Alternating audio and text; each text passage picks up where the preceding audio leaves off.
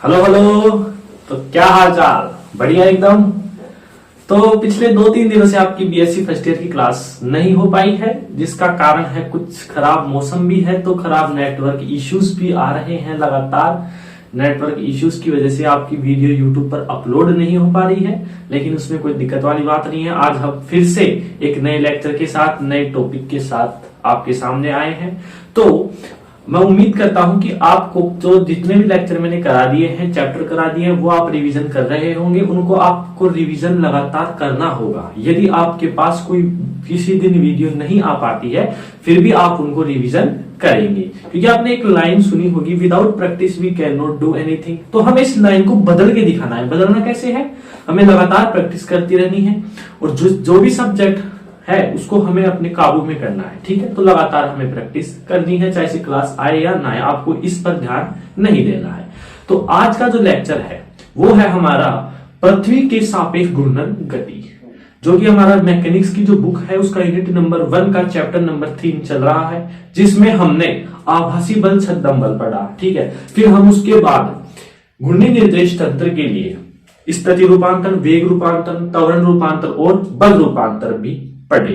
फिर हमने वहां से कोरिलियस त्वरण का सूत्र निकाला, AC is equal to minus का 2 ओमेगा इंटू वी डैश। ठीक है, अब केंद्रीय त्वरण का सूत्र निकाला, माइनस का ओमेगा इंटू आर वेक्टर। ठीक है, इनका डिटेल से अध्ययन किया, कोरिलियस बल का फॉर्मूला निकाला, और इसी प्रकार कोरिलियस बल का फॉर्मूला निकाला, और अब केंद्रीय बल का फॉर्मूला निकाला। ठीक है, आज के लेक्चर में हम पढ़ेंगे पृथ्वी के सापेक्ष घूर्णन गति। मतलब कि कोई भी पार्टिकल है वो पृथ्वी पर रखा है, उसकी सरफेस पर रखा है, अब वह स्थिर हो या गतिशील हो, तो उस पर कौन कौन से बल कार्य करेंगे। ठीक है, तो प्रभाव क्या होगा वो हम देखेंगे आज, कि पृथ्वी के सापेक्ष यदि घूर्णन गति कर रही है, कोई भी कण है पृथ्वी पर है और पृथ्वी घूर्णन गति कर रही है, तो उस कण पर कौन कौन से फोर्सेस लगेंगे, क्या वो वास्तविक फोर्स होंगे या आभासी फोर्स होंगे, और जब वो फोर्स लगेंगे तो उनके प्रभाव क्या होंगे, ये हम डिटेल से चर्चा करने वाले हैं। तो लेक्चर बहुत इंटरेस्टिंग होने वाला है, तो कॉपी पेन निकाल लीजिए, नोट्स बनाना स्टार्ट करें। ठीक है, मैं हितेश शर्मा स्वागत करता हूं आपके अपने ब्यूटीफुल से चैनल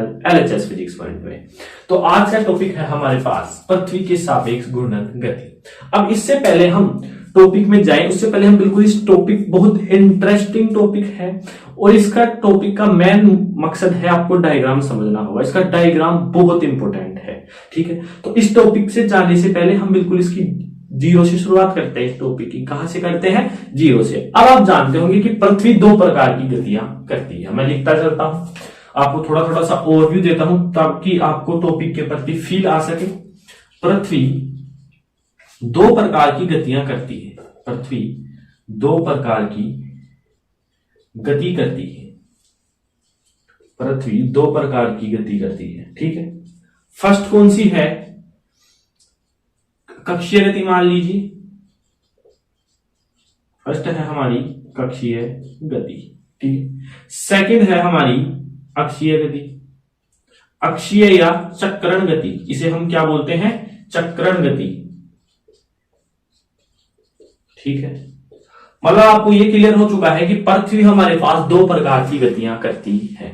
यदि मैं सबसे पहले अक्षीय गति की बात करूं, थोड़ा मैं ओवरव्यू दे रहा हूं, ये समझाने के लिए बताया आपको। कक्षीय गति यदि मैं बात करूं तो कक्षीय गति क्या है? जब अर्थ सन के चारों ओर चक्कर लगाए, जब पृथ्वी सूर्य के चारों ओर चक्कर लगाए, तो वो कक्षीय गति। नाम देखिए ना आप, कक्षीय मतलब कक्षा। पृथ्वी सूर्य के चारों ओर कक्षा में ही चक्कर लगाती है, तो कौन सी हो गई? कक्षीय गति। तो डायरेक्ट लिखेंगे हम, जब पृथ्वी सूर्य के चारों ओर चक्कर लगाती है। जब पृथ्वी सूर्य के चारों ओर चक्कर लगाती है, चारों ओर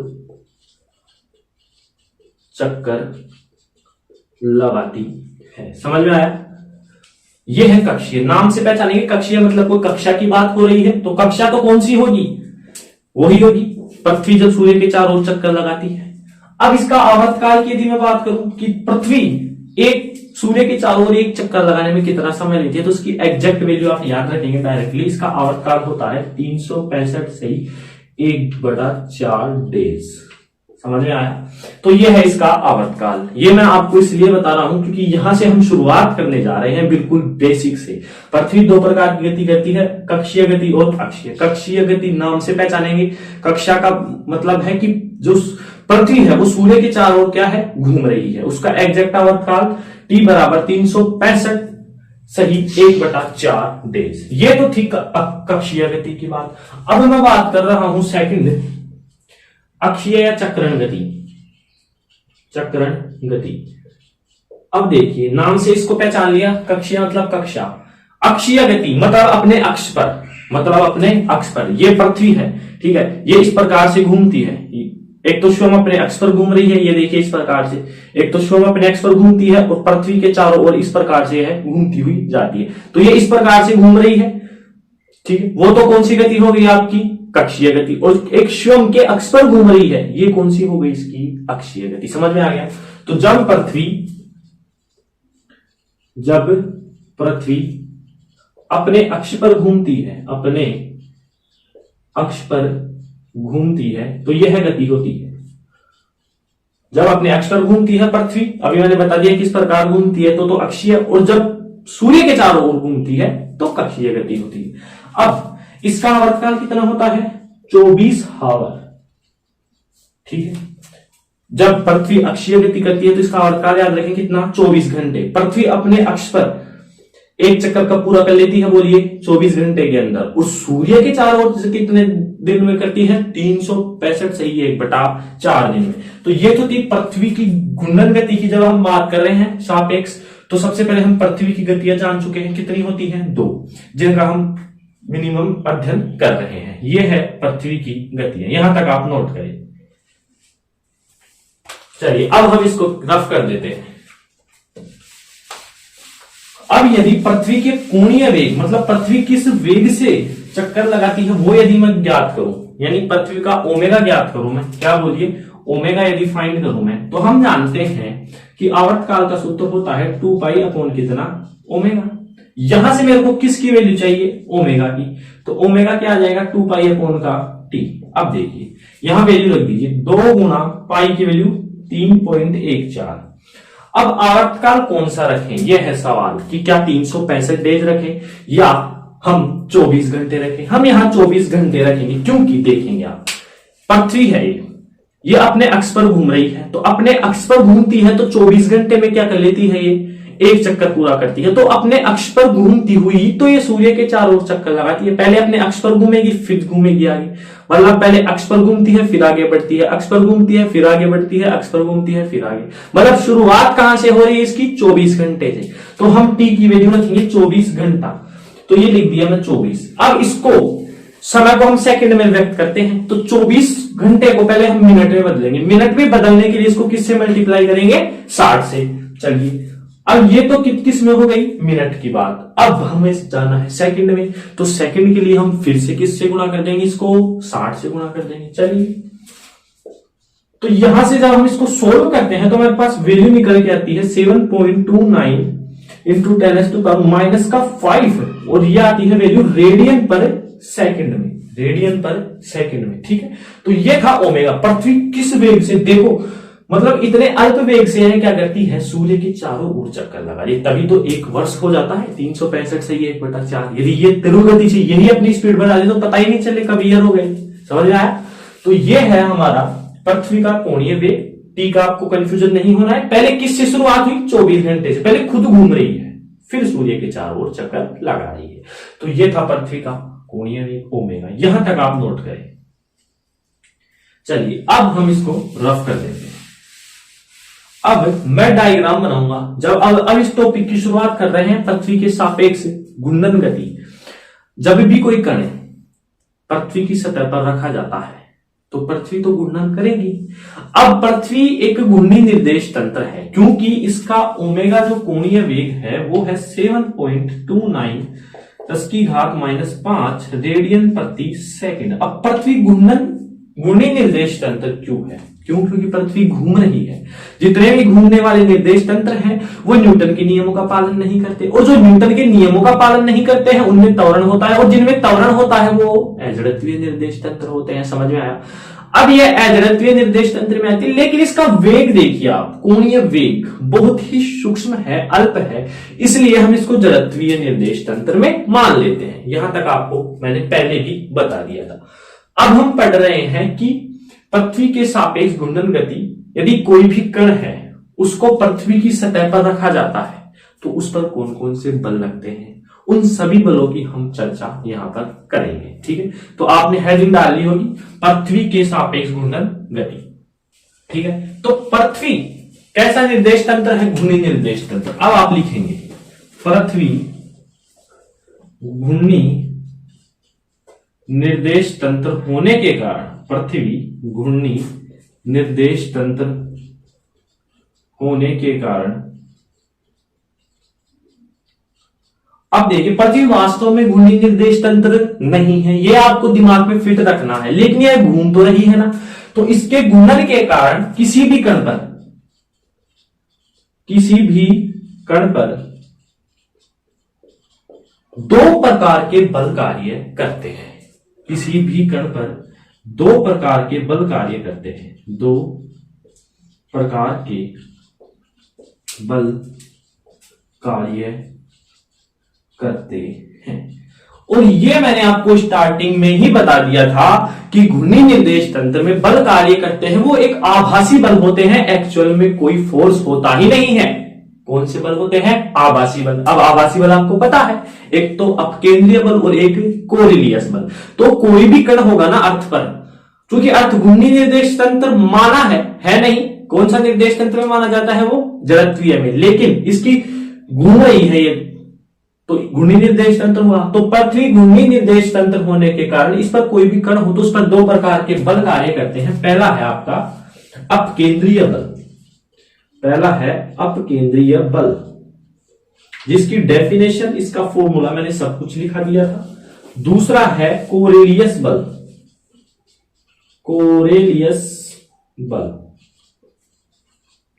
ठीक है, कोरेलियस बल।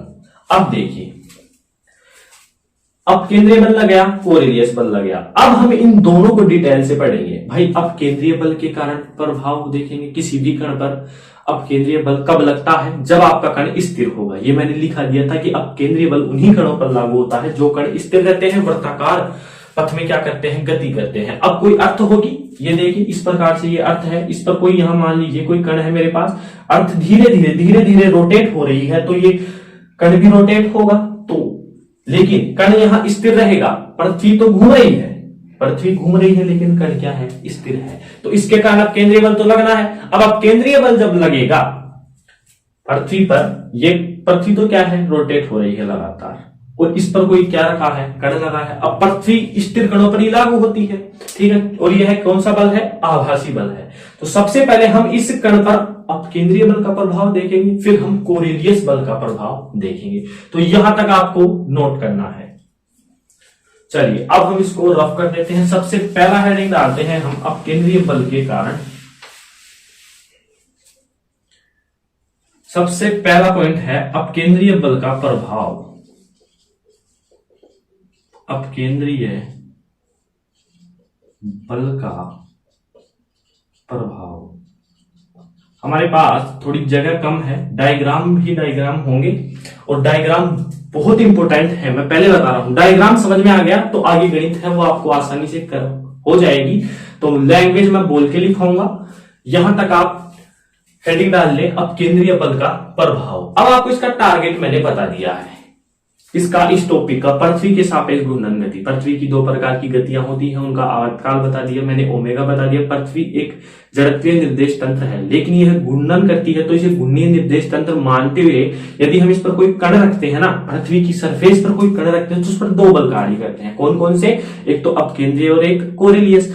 अब अपकेंद्रीय बल तो स्थिर कणों के लिए लागू होता है और कोरेलियस गतिशील कणों के लिए लागू होता है। तो हमने मान लिया अर्थ है, उस पर हमने कोई कण रख दिया, स्थिर है, क्या है, स्थिर है, तो उस पर अपकेंद्रीय बल का प्रभाव क्या होगा वो हम पढ़ेंगे। ठीक है, तो सबसे पहले मैं आपको थोड़ी लैंग्वेज लिखवा रहा हूं, बेसिक लैंग्वेज है। देखिए यार, पहले हम डायग्राम बना लेते हैं। यहां पर डायग्राम थोड़ा बड़ा होगा, देखेंगे आप ध्यान से। यदि चित्र सही नहीं बन रहा है कोई दिक्कत नहीं है, मैं बढ़िया आर्टिस्ट नहीं हूं। ठीक है, तो ये है हमारे पास एक अर्थ। क्या है, अर्थ। यहां लिखते हुए चलते हैं, आपको बता देता हूं मैं, ये क्या है, अर्थ। ये मैंने बना दी पृथ्वी।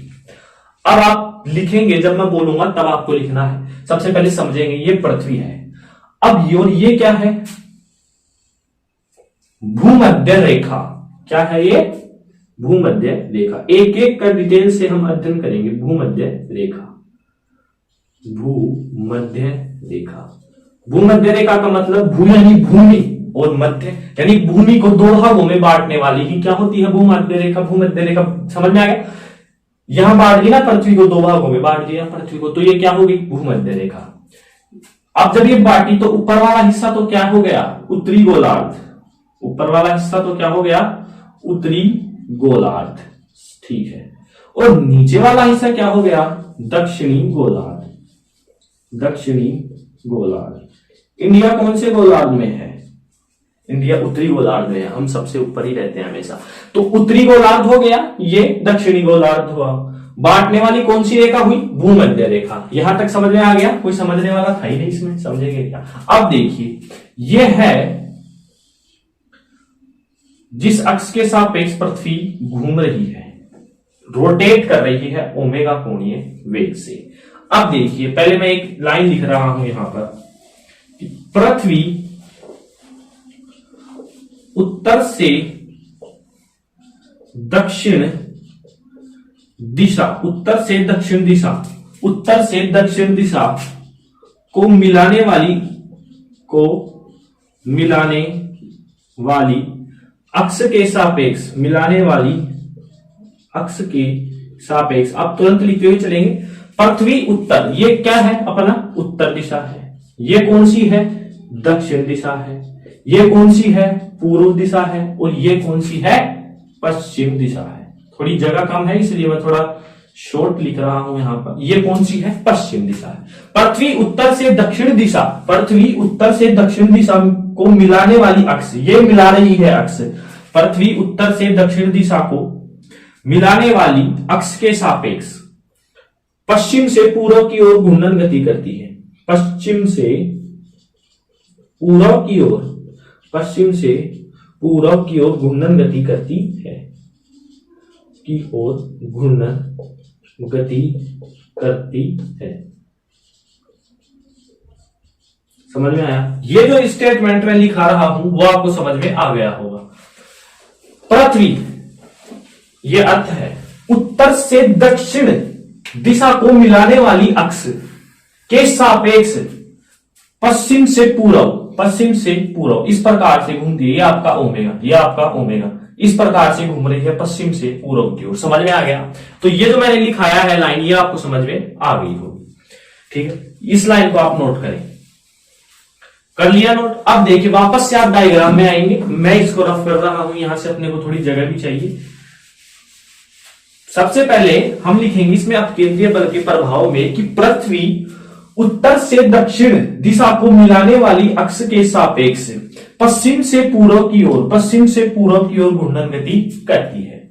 फिर हम आगे लिखेंगे, लिखिए आप, पृथ्वी का आवर्तकाल 24 घंटे होता है।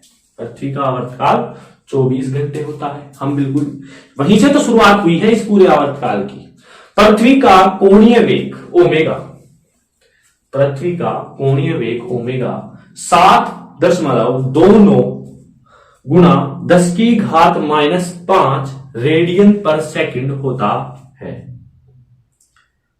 7.29 गुणा 10 की घात -5 रेडियन पर सेकंड होता है। समझ में आ गया? तो ये तो था हमारा लैंग्वेज, शुरू की, स्टार्ट की। अब हम चित्र अनुसार लिखेंगे। पहले हम चित्र को समझ लेते हैं, फिर उसकी लैंग्वेज लिखते हैं। तो ये हमारी अर्थ हो चुकी। ये इसको मिलाने वाली अक्ष है जिसके साथ पृथ्वी इस प्रकार से घूर्णन गति कर रही है। अब मैं यहां पर कोई कण ले रहा हूं, बिंदु पी पर। ठीक है, बिंदु पी पर मैं कोई क्या ले रहा हूं? कण ले रहा हूं। ये पृथ्वी का केंद्र O। जब मैं इसको मिलाता हूं तो ये OP क्या हो गई? इसकी रेडियस हो गई R, और ये हो जाता है लैम्डा अक्षांश पर। ये हो जाता है लैम्डा अक्षांश पर। अब यहां ये जो कोई कण है ना, वो स्थिर अवस्था में है, मतलब इस पर कौन सा बल लगेगा? अपकेंद्रीय बल। और ये लैम्डा अक्षांश पर स्थित है। अब आप पूछेंगे कि अक्षांश क्या होता है, तो अक्षांश की परिभाषा लिखेंगे। इंपॉर्टेंट है, अक्षांश लिखिए। अक्षांश पृथ्वी की सतह पर स्थित बिंदु को पृथ्वी की सतह पर स्थित बिंदु को पृथ्वी के केंद्र से मिलाने वाला सदिश। अब ये जो रेडियस है ना एक तरह से सदिश ही है, ये इसको मिला रहे, इसकी पोजीशन ही तो है पी की, ठीक है। तो उस पृथ्वी के सतह पर स्थित बिंदु को पृथ्वी के केंद्र से मिलाने वाला सदिश तथा भूमध्य रेखा के मध्य भूमध्य रेखा के साथ बना कोण, मतलब कि मिलाने वाला सदिश ये रहा तथा भूमध्य रेखा के साथ बना कोण क्या कहलाता है? अक्षांश कहलाता है। बना कोण अक्षांश कहलाता है। समझ में आ गया? तो ये तो कि अक्षांश। अगर जो बिंदु P है ना वो लैम्डा अक्षांश पर क्या है? स्थित है। बिंदु P लैम्डा अक्षांश पर स्थित है। तो ये तो थी लैम्डा अक्षांश की परिभाषा कि दोबारा देखिए, पृथ्वी की सतह पर स्थित बिंदु को पृथ्वी के केंद्र से मिलाने वाला सदिश, इसको सदिश मान लीजिए कुछ समय के लिए, सदिश तथा भूमध्य रेखा के मध्य जो एंगल है, कितना? लैम्डा, उसको हम क्या बोल रहे हैं? अक्षांश बोल रहे हैं। और बिंदु P लैम्डा अक्षांश पर स्थित है।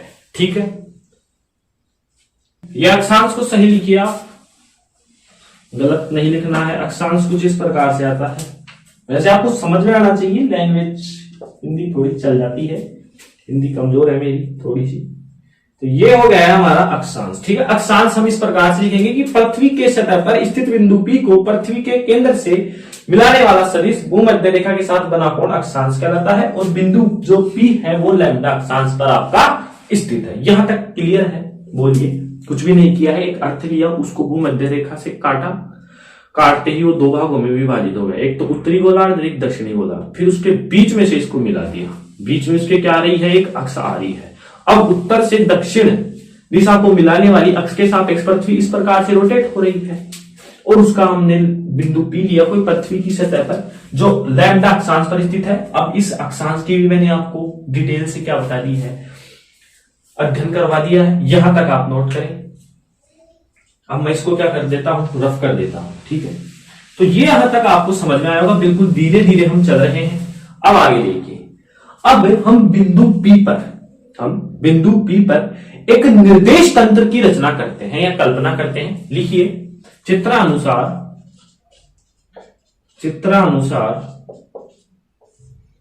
बिंदु, सबसे पहले हमने क्या लिखा कि पृथ्वी उत्तर से दक्षिण दिशा को मिलाने वाली पश्चिम से पूर्व की ओर घूमती है। इसका कोण आवर्तकाल इतना होता है, कोणीय वेग इतना होता है। फिर हम क्या लिखेंगे? लैम्डा अक्षांश की परिभाषा लिखी होगी। अब आगे लिखिए आप, चित्रानुसार बिंदु P पर हम एक फ्रेम या निर्देश तंत्र, मान लीजिए निर्देश तंत्र की रचना करते हैं। निर्देश तंत्र की रचना करते हैं। ठीक है, अब यहां पर हम एक निर्देश तंत्र की रचना करते हैं। वो निर्देश तंत्र आपको समझना होगा। अब निर्देश तंत्र हम जो लेंगे वो कौन सा निर्देश तंत्र लेंगे? वो हम निर्देश तंत्र लेंगे एस डैश निर्देश तंत्र। कौन सा लेंगे? एस डैश निर्देश तंत्र। क्यों? क्योंकि देखो पृथ्वी घूम रही है और इसके साथ कण तो स्थिर है, लेकिन वो भी घूमेगा। मान लीजिए इस मार्कर पर कोई बिंदु रख देता हूं मैं, मार्कर घूम रहा है तो बिंदु तो घूमेगा ही घूमेगा, बिल्कुल सीधी से। लेकिन बिंदु स्थिर है, ये घूम रहा है, लेकिन बिंदु भी क्या हो रहा है? घूम तो रहा है ना। अब हम अभी तक पढ़े हैं जितने भी हम जो आगे बढ़ रहे हैं निर्देश तंत्र, किसी निर्देश तंत्र के सापेक्ष या घूम रहे हैं, उनको एस डैश ही मानना है। समझ में आया? तो इसको भी हम क्या मान लेते हैं? एस डैश निर्देश तंत्र मान लेते हैं। तो पहले मैं डायग्राम बनाता हूं, फिर समझाता हूं किस प्रकार से मैंने इसको बनाया है। तो ये जो है वो है हमारा जेड डैश अक्ष, ये है हमारा, ये इसको मैं इस प्रकार से व्यक्त कर देता हूं, एक्स डैश, और ये है हमारा कुछ इस प्रकार से, इसको इस अर्थ को स्पर्श करता हुआ वाई डैश। अब आप बोलेंगे ये इस प्रकार से कैसे आया? देखिए मैं आपको कुछ से समझाता हूं। यहां पर मैं लिख रहा हूं एक्स डैश इधर है, जेड डैश इधर है, वाई डैश इधर है। सबसे पहले मैं आपको बता देता हूं कि किस किस दिशा में है। चित्रानुसार बिंदु P पर हम एक निर्देश तंत्र की रचना करते हैं, जहां एक्स डैश पूर्व दिशा की ओर, जहां एक्स डैश पूर्व दिशा की ओर, ठीक है, वाई डैश उत्तर दिशा की ओर, वाई डैश उत्तर दिशा की ओर, तथा जेड डैश पृथ्वी के ऊर्ध्वाधर ऊपर की ओर है। अभी बताता हूं मैं। तथा जेड डैश पृथ्वी के ऊर्ध्वाधर, पृथ्वी के ऊर्ध्वाधर ऊपर की ओर है, ऊपर की ओर है। समझेंगे अब? ये तो मैंने आपको लिखा दिया है, ठीक है, कि हमने इस पर कोई फ्रेम की रचना की है। अब एच डैश का कारण बता दिया क्यों लिया। X dash, Y dash, Z dash. X dash पूर्व की ओर है, जेड डैश, वाई डैश उत्तर की ओर है, और जेड डैश ऊर्ध्वाधर पृथ्वी के ऊपर की ओर है, ऊर्ध्वाधर पृथ्वी के ऊपर की ओर है। अब ये एक्स डैश को डॉटेड लाइन से क्यों दर्शाया, इसका भी कारण है। देखिए सबसे पहले हम समझते हैं। देखिए मान लीजिए मेरे पास कुछ इस प्रकार से ये जेड डैश है। क्या है? Z dash. अब अर्थ पर मान लिए बार मेरे को देखें, मैं अर्थ के ऊपर खड़ा हूं सरफेस पर, तो ये तो क्या है? ऊर्ध्वाधर ऊपर की ओर जेड डैश। ये क्या है? Z dash. ऊर्ध्वाधर ऊपर की ओर क्या है? Z dash. अब यहां से वाई डैश किधर होगा? इधर होगा। वाई डैश, वाई डैश किधर होगा? इधर होगा। फिर एक्स डैश किधर होगा? मेरे पीछे होगा, लंबवत होगा। इस प्रकार से देखिए ये क्या है? इसके ऊपर जेड डैश है। ये क्या है? इसके ऊपर जेड डैश है, ठीक है। यहां पर देखिए ये क्या हो गया? इसका वाई डैश। ये क्या हो गया? इसका वाई डैश। अब जो एक्स डैश है हमारे पास, वो क्या है? इसके पीछे की ओर है। क्या आपको एक्स डैश दिख रहा है? पीछे की ओर गया है। इस प्रकार से एक दूसरे के लंबवत होंगे, ये एक दूसरे के क्या होंगे? ये लंबवत होंगे। तो ये कौन सा है ऊपर की ओर? Z dash. अब आप इसको थोड़ा यदि इस प्रकार से कल्पना करेंगे, कल्पना ही करना पड़ेगा, यदि कल्पना नहीं की तो आपको समझ में नहीं आने वाला। ये देखिए इस प्रकार से है ये तो जेड डैश लंबवत हो चुका है, ये वाई डैश है। अब एक्स डैश किधर आएगा? इसके पीछे की ओर, इसके पीछे की ओर कुछ इस प्रकार से आएगा एक्स डैश। एक्स डैश कहां आएगा? इसके पीछे की ओर। ये देखिए इसके पीछे की ओर। तो आपको दो दो दिख रहे होंगे, ये जेड डैश और वाई डैश, लेकिन एक्स डैश क्या है? इसके पीछे की ओर है। लेकिन अब यहां चर्चा होगी कि हमारे पास पूरे डेरिवेशन में जेड डैश और वाई डैश ही काम में आएंगे। क्यों? दोबारा देखिए, ये इस प्रकार से डायग्राम है, ये जेड है, ये वाई है, और एक्स डैश इसके पीछे है। पीछे के कारण मैंने इसको डॉट डॉट से दर्शा दिया। यहां तक आपको समझ में आ गया होगा। फिर मैं बोल रहा हूं कि जेड डैश और वाई डैश ही क्यों काम में आएंगे? क्योंकि कोई भी एंगल बनता है तो प्लेन में बनता है, समतल में बनता है। 3D में बना सकते हो क्या आप? एयर में क्या कोई एंगल बन सकता है? मान लीजिए ये एयर में है, क्या कोई एंगल बनेगा? नहीं बनेगा। इसलिए यहां पर जेड डैश और जो वाई डैश है वो तो प्लेन में है मेरे पास। देखिए इस प्रकार से क्या आपको अब एक्स डैश थोड़ी दिखेगा? एक्स डैश तो ये पीछे गया, ये देखिए ये पीछे गया, लेकिन यहाँ प्लेन में है। ये दोनों क्या है? प्लेन में है। और एक्स डैश क्या है? यहाँ हमारे पास पीछे की ओर है। समझ में आया? तो ये था हमारे पास निर्देश तंत्र। कुछ इस प्रकार से मैंने रचना की है। एक्स डैश पीछे की ओर, बिल्कुल मैंने बता दिया है प्रैक्टिकल करके भी किस प्रकार से है। इस प्रकार से पीछे की ओर है, और दो हमारे तल में है। कौन कौन से? वाई डैश और जेड डैश। अब ये जो तल में है उनके मध्य ही एंगल बनेगा, और हम इन्हीं को क्या लेंगे? उपयोग में लेंगे। यहां तक आपको क्लियर हो गया होगा। दोबारा देखिए, अर्थ है उसको हमने भूमध्य रेखा से काटा, दो भागों में विभाजित किया, अक्ष बनाई एक उत्तर से दक्षिण दिशा को मिलाने वाली, उसके सापेक्ष अर्थ कैसे घूम रही है? बोलिए, पश्चिम से पूर्व की ओर। फिर हमने एक कण लिया, उस कण पर लैम्डा अक्षांश पर वो स्थित है वो कण, और वो स्थिर है। अब वो पृथ्वी घूम रही है, तो इसके कारण मैंने एक एच डैश निर्देश तंत्र की रचना कर दी। रचना की तो एक्स डैश तो क्या है? पूर्व दिशा की ओर, वाई डैश उत्तर की ओर, और जेड डैश ऊर्ध्वाधर ऊपर की ओर, जो कि मैंने आपको बता दिया है। आपको समझ में आ गया होगा। हम ये दो भी क्यों उपयोग में लेंगे? क्योंकि एंगल प्लेन में बनता है, दोबारा बोल रहा हूं मैं, एंगल किस में बनता है? प्लेन में बनता है, एरोप्लेन में नहीं, प्लेन में एंगल बनता है। समझ में आया? तो यहां तक आपको समझ में आ गया होगा। अब देखिए, हम ये जो रेखा है ये है आर वेक्टर और ये हमारा है ओ डैश बिंदु। क्या है? ओ डैश बिंदु। ये कौन सा है? आर वेक्टर है। ये आर क्या है? यहां लिख रहा हूं मैं, कैपिटल आर, त्रिज्या किसकी? पृथ्वी की। और ये आर क्या है? कण की अक्ष से दूरी। ये अक्ष ही तो है, कण की अक्ष से दूरी, कण की अक्ष से दूरी। ठीक है, आर क्या है? इसकी त्रिज्या है। आर स्मॉल आर कण की अक्ष से क्या है? दूरी है। अब देखिए, ओ डैश पी क्या है? R vector. ये इसकी कण की क्या है? दूरी है। यहां तक आपको डायग्राम बिल्कुल समझ में आ गया होगा। अब हम चलते हैं इसके अगले पड़ाव पर। यहां तक बिल्कुल समझ में आएगा। अब हम आगे चलते हैं। देखिए, ये क्या है? लैम्डा अक्षांश। इसकी डेफिनेशन भी मैंने बता दी। पृथ्वी की सतह पर यदि कोई बिंदु है, उसका केंद्र को मिलाने वाला जो सदिश है, उसके भूमध्य रेखा के साथ जो कोण बनता है वो क्या होता है? अक्षांश होता है। और यहाँ कौन सा अक्षांश है? लैम्डा अक्षांश। बिंदु पी कौन से अक्षांश पर स्थित है? लैम्डा अक्षांश पर। अब देखिए, ये कैपिटल आर, ये स्मॉल आर, ये इनको मैंने बता दिया क्या है। अब ये लैम्डा है तो ये कोण कितना होगा बताएंगे आप? लैम्डा आपने पढ़ रखा होगा, एकांतर कोण से ये कोण लैम्डा हुआ तो ये भी क्या हो गया? लैम्डा। इसमें कोई दिक्कत वाली बात नहीं है। यदि मैं आपसे पूछूं कि ये कोण कितना है, ये कोण कितना है बताइए। यदि आपको कॉन्सेप्ट क्लियर होगा 11th 12th का तो आप बता देंगे कि ये कोण कितना है। चलिए मैं बताता हूं। स्पर्श रेखा y डैश क्या है? स्पर्श रेखा है। देखिए आप, वृत्त अर्थ की त्रिज्या, अर्थ की जो परिधि है उसको क्या कर रही है? ये स्पर्श कर रहा है। तो स्पर्श रेखा है टेंजेंट। स्पर्श रेखा त्रिज्या पर क्या होती है? हमेशा लंब होती है। याद रखेंगे इस बात को, स्पर्श रेखा त्रिज्या पर हमेशा लंब होती है। तो यहां तक आप नोट कर ले, मैं इसको रफ कर देता हूं।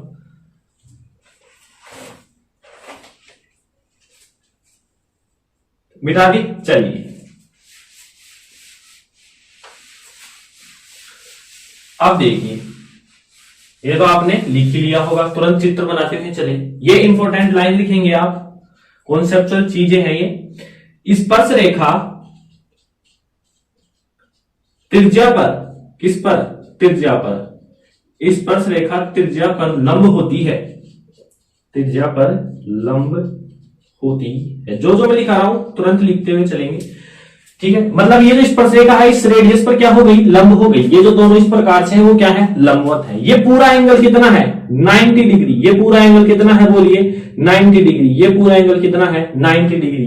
तो मेरे को कौन सा एंगल चाहिए? ओनली ये वाला एंगल चाहिए। तो 90 में से जब मैं लैम्डा घटाऊंगा तो मेरे पास क्या आएगा? 90 माइनस का लैम्डा। ये कौन समझ में आएगा कितना है? 90 माइनस का लैम्डा। ये कौन? लैम्डा एकांतर कोण से। दूसरा कोण कैसे आया?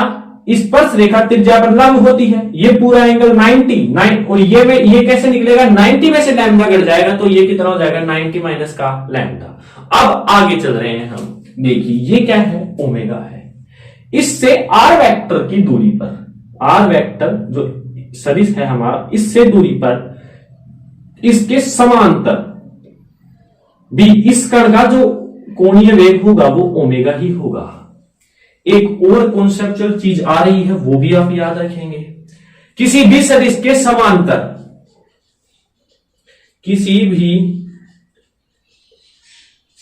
सदिश के समांतर अक्ष के मान में कोई परिवर्तन नहीं होता है। अक्ष के मान में कोई परिवर्तन नहीं होता है। ये बहुत इंपॉर्टेंट चीजें हैं, याद रखना है आपको। अक्ष के मान में कोई भी परिवर्तन नहीं होता है, परिवर्तन नहीं होता है। समझ में आया? तो ये अक्ष है, इसके मध्य कोई सदिश है, इसके समांतर है, इस प्रकार से दिख रहा है, पैरेलल है बिल्कुल। तो इसका मान ओमेगा है तो इसका भी कितना होगा? ओमेगा। क्लियर है? अब ये कोण किस प्रकार से है समझ में आएगा, ये भी समझ में आ गया। अब मैं पूछ रहा हूं कि मेरे को तो ये कोण और चाहिए। अब ये कोण कैसे आए? ध्यान से देखेंगे, ओमेगा और ओ डैश पी एक दूसरे के क्या है? लंबवत है। O dash P perpendicular omega, या इसको बोल सकते हैं, यदि आप एक इसको सदिश का नाम दें तो पी ओमेगा भी आप इसको बोल सकते हैं। ठीक है, ये दोनों क्या है, एक दूसरे के लंबवत हैं। तो मतलब ये टोटल कोण कितना 90। तो जब 90 में से ये कोण जाएगा तो ये वैल्यू आ जाएगी मेरे पास। ये कोण पूरा कितना 90 में से ये वैल्यू जाएगी तो ये आ जाएगी। देखिए 90 माइनस 90 माइनस का लैम्डा, यही किया है। पूरा कोण 90 जिसमें से ये जाएगा 90 माइनस लैम्डा। तो जब ये हल करूंगा मैं इसको तो 90 माइनस 90 प्लस का लैम्डा, माइनस माइनस प्लस हो जाएगा और ये कोण कितना आ जाएगा, लैम्डा आ जाएगा मेरे पास। ये कोण कितना आ जाएगा, लैम्डा। अब आप पूछ रहे होंगे कि ये कोण हम निकाल क्यों रहे हैं। देखिए पृथ्वी की सतह पर ये कोई कण है, पृथ्वी घूर्णी गति कर रही है, मतलब कि त्वरण तो लगना है। याद रखिए छद्म बल की परिभाषा, वास्तविक बल कार्यरत नहीं होते हैं, ये घूर्णी निर्देश तंत्र जिनमें त्वरण होता है उनके कारण ये लगते हुए प्रतीत होते हैं। तो यह घूम रहा है, ये घूर्णी निर्देश तंत्र है जिसके कारण कण पर त्वरण लगेगा। अब कण त्वरण लगाएगा तो कौन सा त्वरण लगा सकता है वो, अब केंद्रीय त्वरण लगा सकता है या कोरिलियस त्वरण लगा सकता है। समझ में आया, क्योंकि तभी तो आभासी बल लगेगा, घूर्णी निर्देश तंत्र के कारण, त्वरित निर्देश तंत्र के कारण। तो इस बिंदु पर ही तो मैंने पूरे फ्रेम की रचना की है ना, तो ये जो बिंदु है उसके कारण त्वरण तो लगेगा। अब यहां हम किसकी बात कर रहे हैं, अपकेंद्रीय त्वरण की। तो अपकेंद्रीय जो त्वरण है हमारे पास वो उत्पन्न होगा जिसका फॉर्मूला मैंने लिखाया था, माइनस का ओमेगा इंटू आर, ये वेक्टर लगा देंगे हम। तो मेरे को वैल्यू ओमेगा की ढूंढ रहा हूं मैं यहां पर, फिर आर की ढूंढूंगा, तो मेरे को ओमेगा चाहिए, किसी भी प्रकार से ओमेगा चाहिए। इस याद रखेंगे इसके कारण इस पर त्वरण लग रहा है, अपकेंद्रीय त्वरण। कौन सा लगेगा, अब वो इस पर भी लग सकता है, इस पर भी, वो मैं बाद में बताऊंगा। इंटरेस्टिंग हो रहा होगा टॉपिक आपके लिए कि किस पर लगेगा, उस सवाल का जवाब मैं आपको थोड़ी देर में दूंगा। तो मैं किसकी वैल्यू फाइंड कर रहा हूं, ओमेगा की, इसलिए मैं इसको कोणों में विभाजित कर रहा हूं। ये समझ में आ गया एक अंतर। ये इस पर रेखा त्रिज्या पर लंब होती है 90 माइनस लैम्डा, ये दोनों लंबवत है तो यहां से लैम्डा की वैल्यू आ गई है। तो यहां तक आप नोट कर लिया। अब मैं इसको रफ कर देता हूं। अब देखिए आगे, अब हमारे पास आगे है, यहां तक आपने लिख लिया। अब मेरे को ओमेगा की वैल्यू चाहिए, इसलिए मैं ये डायग्राम अलग से यहां निकाल रहा हूं। देखिए ये तो कौन सा अक्ष है मेरे पास, वाई डैश, या इनके एकांक से लिख दीजिए। इसका कितना हो जाएगा आई कैप डैश, इसका कितना हो जाएगा के कैप डैश, और इसका कितना हो जाएगा जे कैप डैश। ठीक है, अब देखिए ये तो वाई डैश हो गया, ये कितना हो गया जेड डैश हो गया, और ये क्या है ओमेगा, ये क्या है ओमेगा।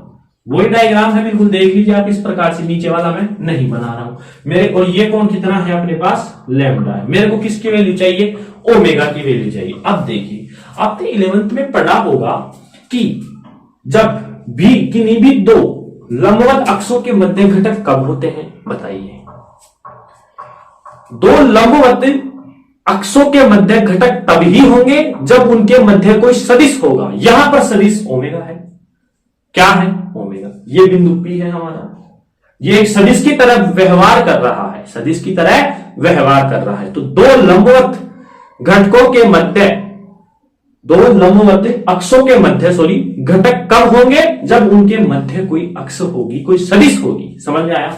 अब देखिए लैम्डा की तरफ घटक कितना हो जाएगा, ओमेगा कोस लैम्डा, और लैम्डा के लंबवत ओमेगा साइन लैम्डा। अब ये आप पूछ रहे होंगे कि कोस साइन कैसे आए, ये लेवल पे पढ़ चुके हैं। कोण की तरफ तो कौन सा घटक आता है, हमेशा कोस, और कोण के लंबवत, ये इसके लंबवत है, इसके लंबवत ये है, इसके लंबवत क्या आ जाएगा, साइन आ जाएगा। तो कोस, आप कोण की तरफ तो कोस आ गया, और कोण के लंबवत क्या आ जाएगा, साइन। तो ओमेगा की वैल्यू अब देखते हैं क्या आ जाती है। Omega vector is equal to, मेरे को जे और के कैप में ही चाहिए वैल्यू। क्यों, क्योंकि अभी अभी मैंने बताया था प्लेन में कौन कौन से एक्स हैं, वाई और जेड। एक्स तो क्या है, पीछे है, इसका कोई लेना देना ही नहीं है, एक्स को तो हटा दीजिए।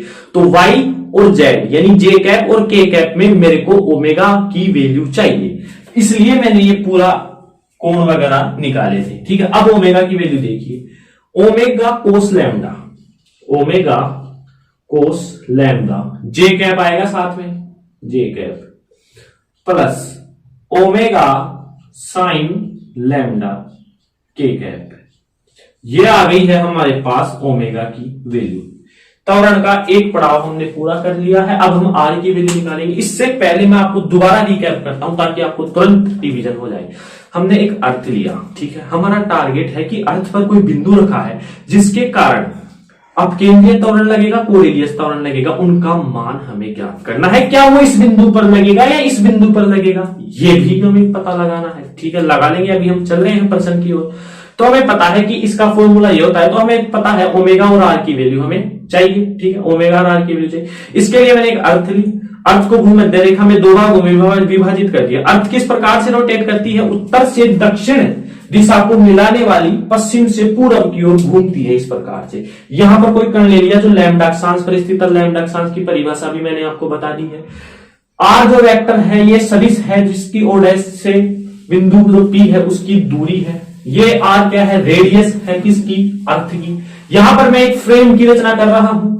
अब फ्रेम एच डैश ही क्यों लिया इसका भी मैंने बता दिया, क्योंकि हमने जितने भी अभी तक तंत्र लिए हैं जो गतिशील है या घूर्णी है, एच डैश ही लिए हैं। इस प्रकार से X dash, Y dash, Z dash. X dash पीछे क्यों है मैंने बिल्कुल बताया आपको।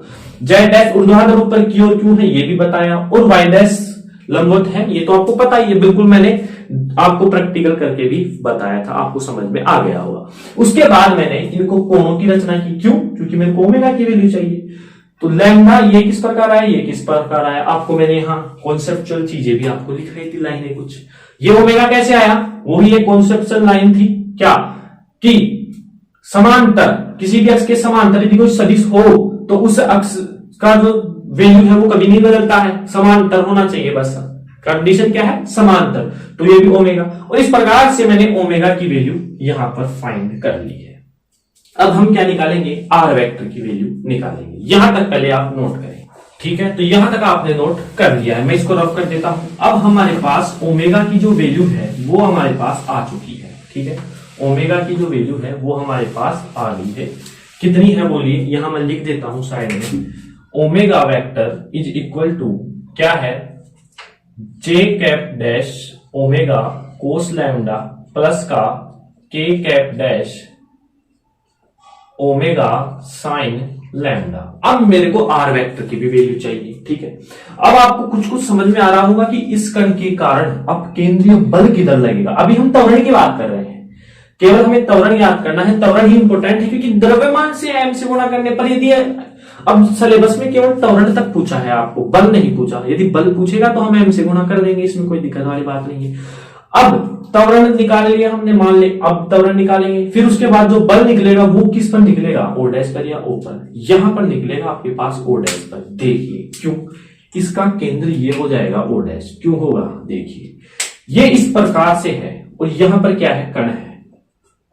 पृथ्वी घूम रही है, कण भी घूम रहा है। पृथ्वी इस प्रकार से घूम रही है, पश्चिम से पूर्व, कण भी घूम रहा है। लेकिन ये जो कण है वो किस सदिश के सापेक्ष घूम रहा है, वो इस सदिश के सापेक्ष घूम रहा है, इस प्रकार से। ये सदिश भी घूम रही है। अब आप पूछेंगे इसके सापेक्ष क्यों नहीं, पर ये इसके सापेक्ष क्यों नहीं, ये इसकी रेडियस है। पृथ्वी क्या है, इसकी त्रिज्या है। लेकिन आप यहां देखेंगे तो ये एक तरह से ये जो कण है ना, ये इससे बंधा हुआ है, ऐसे आपको प्रतीत हो रहा होगा इस प्रकार से। तो जब ये कण ऐसे रोटेट करेगा तो ये भी इस प्रकार से रोटेट होगी। समझ में आ गया। तो मतलब एक तरह से ये जो कण है इसके लिए, कण के लिए रेडियस की तरह व्यवहार कर रही है। यहां पर ये जो है रेडियस, ये टोटल किसकी है, अर्थ की रेडियस है। तो समझ में आया। तो अब केंद्रीय बल, हालांकि सिलेबस में नहीं है, अब केंद्रीय त्वरण तक है, फिर मैं आपको डिटेल के लिए बता रहा हूं किस पर लगेगा, ओ डैश पर। अब हमारे पास देखिए ओमेगा की वैल्यू आ चुकी है। अब हम आर वेक्टर की वैल्यू निकालेंगे किस प्रकार से। आर वेक्टर के लिए मान निकालने के लिए हम वापस से मैं एक डायग्राम यहां उठा रहा हूं। ये देखिए, ये वो ही है। ये तो क्या है, ओमेगा है। ये क्या है मेरे पास, ओ डैश है। ओ डैश से बिंदु पी कितनी दूरी पर है, आर वेक्टर की दूरी पर। और यदि मैं इसको आगे ले जाऊंगा तो ये भी क्या होगा, आर वेक्टर होगा इसके समांतर। यदि मैं यही रेखा यहां ले जाऊं तो वही समांतर होगा और वही जो मान है वही इसका होगा, ठीक है। तो ये हो गया आर वेक्टर। ये क्या हो गया, पृथ्वी का केंद्र ओ, इसकी रेडियस कितनी है, आर है। समझ में आ गया, बिल्कुल वही डायग्राम है, ये लैम्डा है। अब हमें आर वेक्टर की वैल्यू भी किस में चाहिए, जे और के में ही चाहिए। एक्स से कोई मतलब नहीं है, एक्स पीछे था इसलिए हमने हटा दिया है। ओमेगा की वैल्यू भी देखो जे और के में आई है, तो आर की भी वैल्यू जे और के में ही लेंगे। देखिए आर की वैल्यू जे और के में लेने के लिए हम, ये तो क्या हो गया जेड डैश यानी के कैप डैश, और ये क्या हो गया वाई डैश यानी माइनस का, सॉरी वाई डैश का मतलब जे कैप डैश। अब ये लैम्डा है तो ये कोण कितना हो जाएगा, आप बताएंगे मेरे को। ये कोण भी कितना होगा, लैम्डा होगा। क्यों, शीर्षाभिमुख कोण, क्यों शीर्षाभिमुख कोण, ठीक है। अब मेरे को चाहिए कौन सा, बोलिए। अब यहां से मेरे को कुछ रिजल्ट नहीं मिल रहा है, केवल जेड ही आ रहा है, दूसरा अक्ष नहीं आ पा रहा है, जे नहीं आ रहा है, के ही आ रहा है। जे भी आएगा, इसके लिए मैं इसको थोड़ी रचना करता हूं, इसको पीछे की ओर ले जा रहा हूं। तो ये जे है तो ये माइनस का वाई डैश और माइनस का जे कैप डैश हो जाएगा। कोई दिक्कत है इसमें, कोई समझने वाली बात नहीं है। बिल्कुल इसको जब पीछे बढ़ाएंगे तो माइनस का हो जाएगा। ये लैम्डा है तो ये लैम्डा, तो ये भी लैम्डा, शीर्षाभिमुख कोण से। अब हम इसके फैक्टर कर सकते हैं आसानी से। लैम्डा कोण, जिस तरफ कोण है उधर क्या आ जाएगा, कोस, और लंबवत साइन। तो आर वेक्टर की वैल्यू आ रही है मेरे पास, ये तो क्या है, सबसे पहले मैं क्या लिखूंगा, जे वाला लिख देता हूं। तो जे क्या हो जाएगा, आर साइन लैम्डा। तो लिख दीजिए आर साइन लैम्डा माइनस का जे कैप। ये क्या हो जाएगा, आर कोस लैम्डा प्लस का are cos lambda K cap, ठीक है। तो ये किसकी वैल्यू आ चुकी है हमारे पास, आर वेक्टर की वैल्यू आ चुकी है। तो ये आर वेक्टर की वैल्यू है आर साइन लैम्डा माइनस का J cap plus R cos lambda K cap, ठीक है। तो यहां तक आपको क्लियरिटी से समझ में आया होगा, कुछ भी नहीं किया है। एक पहले डायग्राम की रचना की, एम पता चल गया, अब केंद्रीय त्वरण निकालना है। इस करके जब यह स्थिर है तो अब केंद्रीय त्वरण लगा तो क्या प्रभाव पड़ेगा, बल वाला सिलेबस में नहीं है, लेकिन मैंने बता दिया कि बल वाला इस पर लगेगा, समझ में आ गया। फिर हमने एक फ्रेम लिया, फ्रेम की रचना की, किस प्रकार से X X Y X Z X को मैंने बताया। फिर मैंने कोण, एकांतर कोण, फिर ये लंबवत वगैरह का कॉन्सेप्ट लगाकर और मैंने ये डायग्राम बनाया। उसके बाद मैंने ओमेगा की रचना की, ये अलग वाला डायग्राम लेकर, और इसी प्रकार मैंने आर वेक्टर की भी क्या कर दी है यहां पर, बोलिए, मान निकाल लिया है। अब हम अगले लेक्चर में, ये लेक्चर ऑलरेडी बड़ा हो चुका है, अगले लेक्चर में हम अपकेंद्रीय त्वरण का मान निकालेंगे। किसका, अपकेंद्रीय त्वरण का। उसके बाद जो अपकेंद्रीय त्वरण आएगा वो वास्तविक त्वरण से कितना भिन्न है। दोनों जो त्वरण है, वास्तविक त्वरण और अपकेंद्रीय त्वरण, उनकी हम दिशाएं निर्धारित करेंगे। और इस प्रकार से हमारा जो क्वेश्चन था पृथ्वी के सापेक्ष घूर्णन गति, उसका एक भाग कंप्लीट हो जाएगा। अभी तक एक भाग भी कंप्लीट नहीं हुआ है, थोड़ा बड़ा है, एग्जाम में बहुत इंपॉर्टेंट है, क्योंकि स्टूडेंट्स को डायग्राम समझ में नहीं आता। मेन प्रॉब्लम कहां आ जाती है, डायग्राम पर। तो आपको डायग्राम मैं उम्मीद करता हूं समझ में आ गया। यदि नहीं आ रहा है तो कमेंट बॉक्स में कमेंट जरूर करें, मैं दोबारा से डायग्राम बनाऊंगा, समझाऊंगा आपको दोबारा से, ठीक है। तो ये डायग्राम आपको समझ में आया होगा। तो अगले लेक्चर में मैंने बता दिया केंद्रीय त्वरण वास्तविक त्वरण से कितना भिन्न है और उनकी दिशाएं ज्ञात करेंगे। वहां पर हमारा पार्ट 1 समाप्त हो जाएगा, ठीक है। फिर हम चलेंगे पार्ट 2 में, वहां पर हम कोरेलियस त्वरण का भी प्रभाव देखेंगे। तो उम्मीद करता हूं कि आपको आज का लेक्चर अच्छी तरह से समझ में आया होगा। मिलते हैं एक नए लेक्चर के साथ, तब तक के लिए आप पढ़ाई करते रहें। All the very very best.